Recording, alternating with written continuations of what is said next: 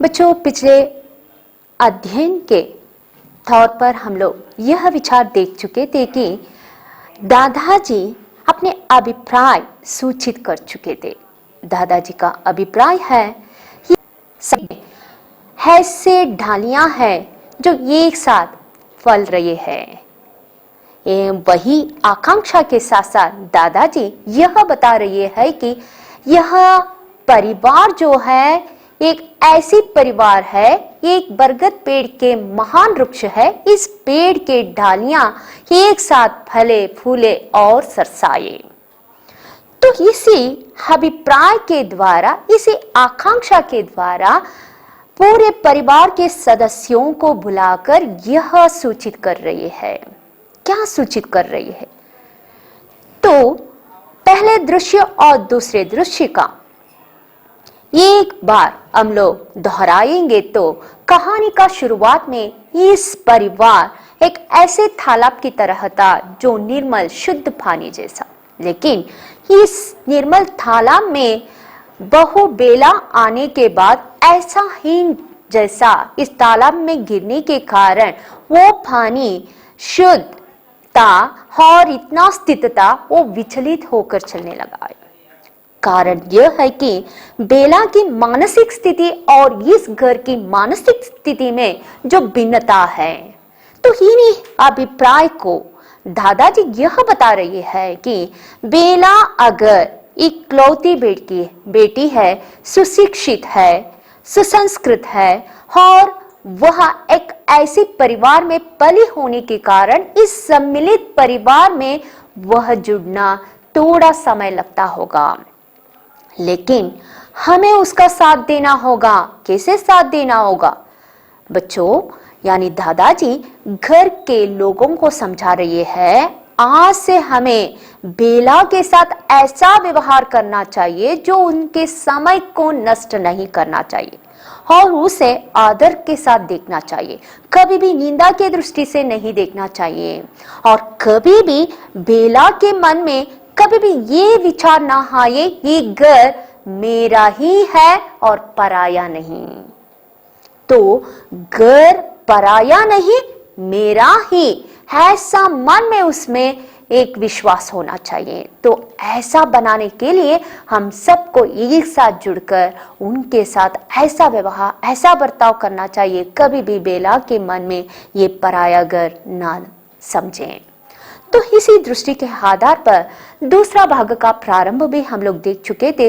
दादाजी इस दूसरा दृश्य के प्रारंभ में एक जो पेड़ से अलग हुए ढाली को लगाने से क्या होता है, अगर पेड़ से गिरे टूटे ढाली को अगर हम लोग लगाकर लाख पानी देने पर भी जिसमें पनपता या सरसता नहीं होता, उसी तरह एक बार जिसका मन इस घर में सम्मिलित ना होने का भाव आ जाए तो कितना भी उसे समझाने बुझाने के बाद उसका मन इस परिवार के साथ जुड़ता नहीं है। तो इसको मन को बना के रखने के लिए, उसके मन को बहलाने के लिए हमें थोड़ा परिवर्तन करना ही चाहिए। तो दादाजी संयमी होने के नाते, दूरदर्शिता होने के नाते उसमें विश्वास है कि ये समस्या नहीं, इसका समाधान जरूर होगा। समस्या का समाधान कैसे होगा? इन परिवार के सदस्यों के साथ ही होगा। तो इसी दृष्टिकोण के आधार पर आज हम लोग सीखने जा रहे हैं। तो पेज नंबर बच्चों देख लीजिए 147 में दादाजी के चरित्र चित्रण के द्वारा यह हम लोग सीखने जा रहे हैं दादाजी के आकांक्षा और इनके घर के परिवार के सदस्यों में जो बदलाव है उसे देखने जा रही है। तो पेज नंबर 147 दादाजी बता रही है, बेटा यह कुटुंब एक महान वृक्ष है, हम सब इसकी डालियां हैं। डालियों ही से पेड़ है और डालियां छोटी हो या बड़ी सब उसकी छाया को बढ़ाती है। बच्चों, यहाँ हमें समझना चाहिए, चाहे व्यक्ति बड़े हो या छोटे, उनके बुद्धि और योग्यता महान होता है। दादाजी पहले भी बेला के विचार से संबंधित यह विचार हमें बता चुके थे कि बेला हमसे यानी सुशिक्षित है, सुसंस्कृत है और हमसे पढ़ी लिखी है तो उनकी बुद्धि और योग्यता से उनका ज्ञान अर्जन करना चाहिए। अगर वो छोटी है लेकिन ज्ञान में बड़ी है तो उनका ज्ञान अर्जन करना चाहिए। तो यही विचार से बता रहे हैं, चाहे डालियां छोटे हो या बड़े लेकिन छाया तो देते हैं। वैसे ही चाहे लड़की छोटी हो या बड़ी लेकिन उनका ज्ञान से सबको वो ज्ञान दे सकती है। मैं नहीं चाहता कोई डाली उससे टूटकर पृथक हो जाए। दादाजी हमेशा बताते हैं कि इस पेड़ से कोई भी डाली अलग नहीं होना चाहिए, इस परिवार से कोई भी व्यक्ति बाहर नहीं जाना चाहिए। तो कभी भी दादाजी यह कल्पना में भी नहीं सोच सकते, हमेशा उस विषय को लेकर सिहर उठते हैं। तुम सदैव मेरा कहाँ मानते रहे हो। बस यही बात मैं कहना चाहता हूँ। यदि मैंने सुन लिया किसी ने छोटी बहू का निराधार किया है, उसकी हंसी उड़ाई है या फिर उसका समय नष्ट किया है तो इस घर से मेरा नाता सदा के लिए टूट जाएगा। अब तुम सब जा सकते हो। दादाजी ने घर वालों को बुलाया था और अपना अभिप्राय सुनाते जा रही है। अंत में यहाँ उन्हें आदेश दे रहे हैं कि आज से बेला के साथ कोई भी निराधार का व्यवहार नहीं करेंगे, उनके समय नष्ट नहीं करेंगे, उससे हंसी नहीं उड़ाएंगे, उसका समय कभी भी नष्ट भी नहीं करेंगे। जो ऐसा करेगा उनका रिश्ता टूट जाएगा। मैं उनसे रिश्ता नहीं जुड़ा सकता, इसलिए बेहतर होगा जो मैंने अपना अभिप्राय सुना चुका हूँ वैसे ही आज से आप लोग बेला के साथ ऐसा ही व्यवहार करना होगा।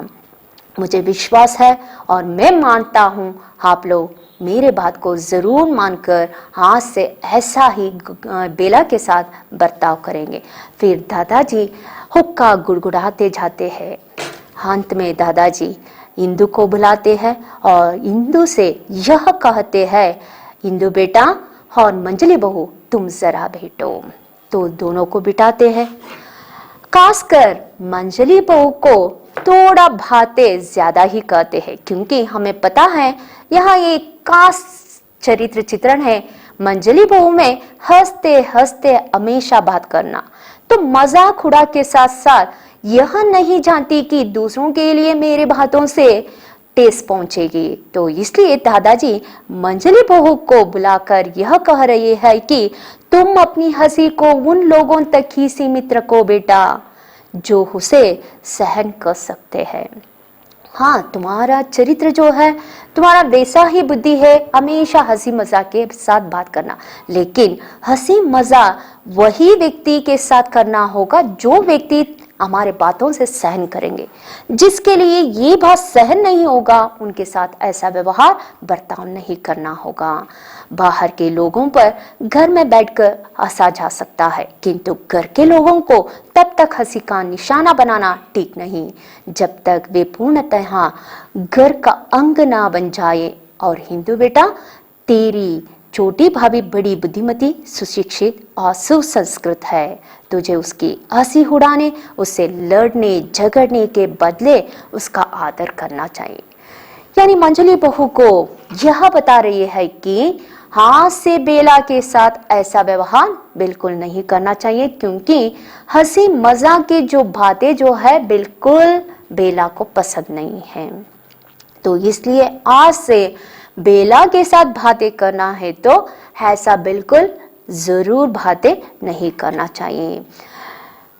दादाजी ये एक बात समझाते हैं, जो व्यक्ति हमारे घर परिवार के साथ जुड़ गए हैं उनके साथ हंसी मजाक का व्यवहार नहीं करना चाहिए। जो घर से बाहर है अगर उनके बातों को लेकर अगर हम लोग हंस सकते हैं क्योंकि उसे पता नहीं होता, लेकिन हमारे घर के परिवार के लोगों के साथ ही ऐसा व्यवहार हो जाए तो उन्हें पता लगा तो उनके दिल दुखता है।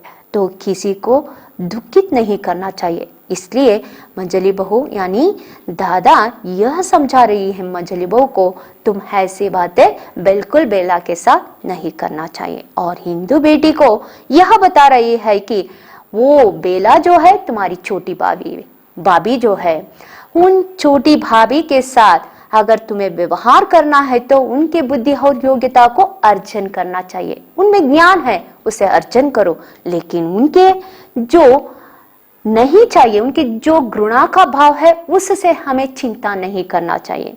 अगर उनसे एक ऐसा, यानी मनुष्य के उत्तम गुणों में से जो सद्गुण होते हैं, जो ऐसा गुण होते हैं समाज के लिए जो लाभदायक हो, उन लाभदायक गुणों को हमें भी अर्जन करना चाहिए, उसे अपनाना चाहिए। तो अगर बेला में एक ऐसा गुण है, बुद्धिमती है, सुशिक्षित है, सुसंस्कृत है, उसे अपनाना जरूरी होगा। आज से लड़ाई झगड़ा बंद, किसके साथ? बेला के साथ बंद करना चाहिए, और बेला के साथ हमेशा आदर के साथ व्यवहार करना चाहिए। तो अब तुम दोनों जाओ, हाथ से बेला के साथ कभी भी ऐसा व्यवहार ना करो जो बेला के दिल को दुखित होता है। फिर दादा हुक्का गुड़गुड़ाते हुए बातें आगे बढ़ाते हैं। वे बातें हैं, अब तुम जाओ और देखो, फिर मुझे शिकायत का अवसर ना मिले। यही मेरी आकांक्षा है कि सब डालियां साथ साथ बढ़े, फले फूले, जीवन की सुख शीतल वायु के परस से झूमे और ससाए। पेड़ से अलग होने वाली डाली की कल्पना ही मुझे सिहरा देती है। तो बच्चों, इसी आधार पर आज की पढ़ाई के अंतर्गत जो बहुत ही मूल्यवान प्रश्न बनता है वो है दादाजी की आकांक्षा। यही आकांक्षा जो है आज हमारे समाज के, हमारे राष्ट्र के, हमारे देश का निर्माण कर सकते हैं। एक परिवार जुड़कर रहे तो पूरा देश भी जुड़कर एक साथ लड़ सकता है। अगर एकता में बल है तो वो भारत देश में, वही भारत देश विभिन्नता के साथ, यानी वैविध्यता में एकता का जो संस्कृति को बढ़ाकर आगे बढ़ रहा है, वही संस्कृति दादाजी के सम्मिलित परिवार में दिखते हैं। विभिन्न भावों के लोग यहाँ जुड़े हुए हैं, लेकिन एक साथ एक पेड़ में रहे डाली के समान रहकर कैसे जिंदगी बिताते हैं, वही जिंदगी इस समाज के लिए एक नमूना कैसे बनता है, वही आज के अध्ययन के साथ साथ दादाजी का आकांक्षा भी देख चुके हैं। आगे हिंदू हब दादाजी के सामने अपनी विश्वास प्रकट कर रही है। हमें क्षमा कीजिए दादाजी, हमारी ओर से आपको कभी शिकायत का अवसर ना मिलेगा। इंदु वादा कर रही है दादाजी के सामने, आज से हम लोग बेला के साथ बिल्कुल ऐसा व्यवहार नहीं करेंगे जो बेला से कोई भी शिकायत आपके सामने हमारी ओर से नहीं आएगी। तो बच्चों, हम लोग पहले दूसरे दृश्य के आरंभ में देख चुके थे कि इस गर्भ परिवार के बच्चे, यानी पेड़ से अलग हुए डाली को लगाकर पानी दे रहे थे। तब दादाजी यह बात समझाए थे कि इस पेड़ से अलग हुए डाली को लाख पानी देने पर भी वो पनपता भी नहीं है, सरसता भी नहीं है। तो वही बच्चे अब और वैसे ही झगड़ा और खिलवाड़ा कर रही है। दादाजी उसे देखकर क्या कह रही है? बाशी, मल्लू, जगदीश, हाओ आज तुम्हें एक कहानी सुनाता हूँ, बरगद के पेड़ और उसके बच्चों को। दादाजी झगड़ते हुए उन बच्चों को बुला रही है उसे कहानी सुनाने के लिए। कौन सा कहानी? वही बरगद की पेड़ की कहानी। तब बाशी क्या कहता है, सुनिए। बाशी कह रहा है, हम सुन चुके हैं, अब नहीं आते, हर बार वही कहानी। दादाजी हमेशा वही कहानी सुनाते, बरगद के पेड़ की कहानी, हमें नहीं सुनना है। तब मल्लू कहता है, अगर आप बरगद पेड़ की कहानी के बदले चांद का, राजा का, तारा राजा का ऐसी कहानी सुनाइए तब आएंगे। हर बात वही कहानी नहीं चाहिए, एक था बरगद का पेड़। तो इस तरह बाशी और मल्लू दादाजी जब बुलाते हैं इनकार करते हैं। इसलिए इनकार करते हैं कि बार बार दादाजी बरगद के पेड़ के कहानी सुनाते थे। अंत में दादाजी यह कहते हैं, यही बरगद की पेड़ की कहानी ही इस समाज का, इस राष्ट्र का, इस देश का निर्माण कर रहे हैं। अगर ये कुटुंब इस बरगद पेड़ के समान रहे तो कोई भी यानी अन्य देश से कोई शत्रु हमारे घर में हो, हमारे समाज के बीच में हो, हमारे देश के बीच में हो, वो प्रवेश नहीं कर सकते। यानी एकता रहे तो वहां बल रहेगा, बल रहेगा तो हम डट के खड़े होकर वीरता के साथ उसका सामना करेंगे। को हमारे घर परिवार पर ना लगने देंगे। तो यही कहानी से इस सुकी ढाली के दूसरे दृश्य के आधार पर हम लोग यही एक नीति मिल सकता है कि अगर देश का निर्माण, राष्ट्र का निर्माण, समाज का निर्माण या परिवार का निर्माण होना है तो हमें एक साथ जुड़कर आगे जीवन बिताना होगा। तो बच्चों, इसी आज के अध्ययन के द्वारा सीखे गए विषय के आधार पर प्रश्न बनते हैं। तो प्रश्न देखिए, 16 प्रश्न, व्यक्ति किन गुणों से बड़ा होता है? उत्तर है बुद्धि और योग्यता। पेड़ की छाया को बढ़ाने का काम कौन करती है? उत्तर है डालियां। दादाजी को किस कल्पना से सिहरन होने लगती है? उत्तर है पेड़ से डालियां जो अलग होते हैं उसे सुनकर वो सिहरन हो जाते हैं।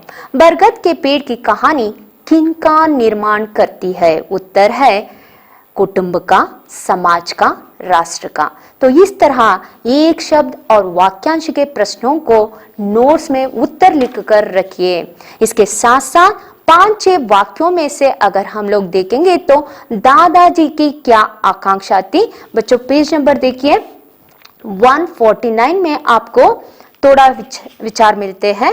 उसके साथ साथ आपको विषय बना के रखने के लिए यहां से शुरू करिए 147, पेज नंबर 147 में आपको उसी पेज के अंतिम 3 लाइनों को आपको उत्तर बना के लिखना चाहिए। उत्तर है दादाजी के आकांक्षा यह विचार है, कभी भी इस बरगद पेड़ जो इस परिवार का महान वृक्ष की तरह खड़ा है, इस परिवार के एक भी ढालियां, एक भी सदस्य अलग होना नहीं चाहते हैं। तो यही कहते हैं, पेज नंबर में आपको देखना होगा उत्तर। दादाजी हमेशा यह बोलते हैं, हम सब इसकी डालियां हैं, डालियों ही से पेड़ है और डालियां छोटी हो या बड़ी सब उसकी छाया को बढ़ाती है। मैं नहीं चाहता कोई डाली इससे टूटकर पृथक हो जाए, तुम सदैव मेरा कहना मानते रहे हो। तो दादाजी अपनी आकांक्षा जिस तरह घर परिवार वालों को सुनाते हैं वो उत्तर बना के रखना होगा। इसी के साथ साथ आज के अध्ययन समाप्त होता है। धन्यवाद।